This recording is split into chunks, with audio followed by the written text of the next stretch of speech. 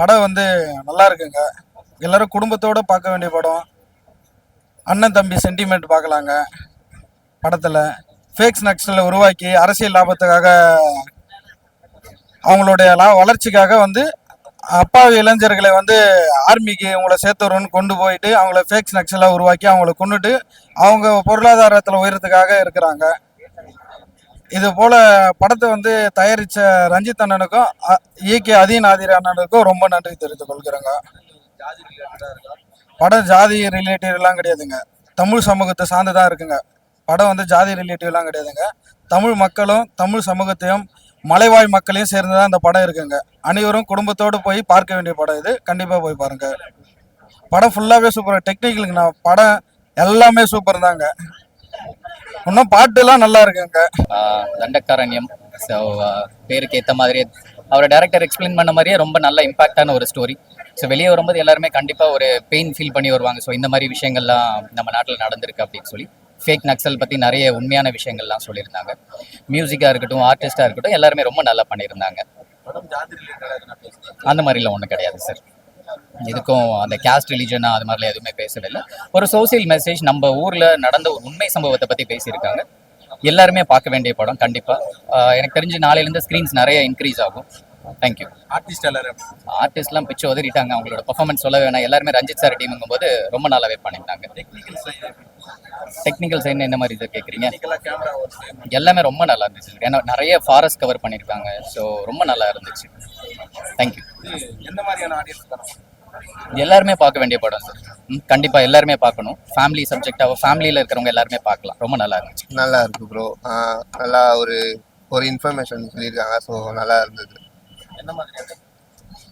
என்ன மாதிரி இன்ஃபர்மேஷன்னா, நக்சல்ஸை வந்து எப்படி ஃபேக்காக கவர்மெண்ட்டே வந்து உருவாக்கி அவங்கள கொலை பண்ணுறேன்னு சொல்லிட்டு நக்சல்ஸை நாங்கள் அழிச்சிட்டோம்னு சொல்லிட்டு அவங்க கவர்மெண்ட்டுக்கு எப்படி அவங்களே பப்ளிசிட்டி தேடிக்கிறாங்க அப்படின்ற ஒரு கான்செப்ட் தான்.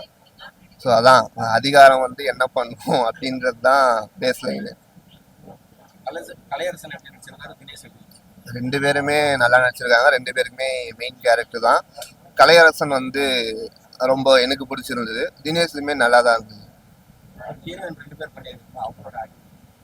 ரெண்டு பேருமே அதே மாதிரி. கலையரசன் பேர் கொஞ்சம் மெயின். இவங்க ரித்விகா வந்து கொஞ்சம் தினேஷ் பேர். ஸோ அவங்க கொஞ்சம் சைடு தான். ஸோ ரெண்டு பேருமே நல்லா இருந்து. எனக்கு இதுலேயுமே வந்து கலையரசன் பேர் அவங்களது வந்து நல்லா இருந்தது. அவங்களுக்கு சாங்லாம் வரும், அதெல்லாம் கூட ரொம்ப நல்லா இருந்தது. டெக்னிக்கலாக செம்மையாக இருந்தது. அதான் கேமரா ஒர்க்கும் மியூசிக்கும் வந்து உண்மையிலே பயங்கரமாக இருந்தது. அதுவே அந்த கேமரா ஒர்க்கே வந்து சில சீன்ஸ்லாம் வந்து பயங்கரமாக எலிவேட் பண்ணி காட்டியிருந்தது. கேமரா ஒர்க்கும் மியூசிக்கும் அதெல்லாம் செம்மையாக இருந்தது.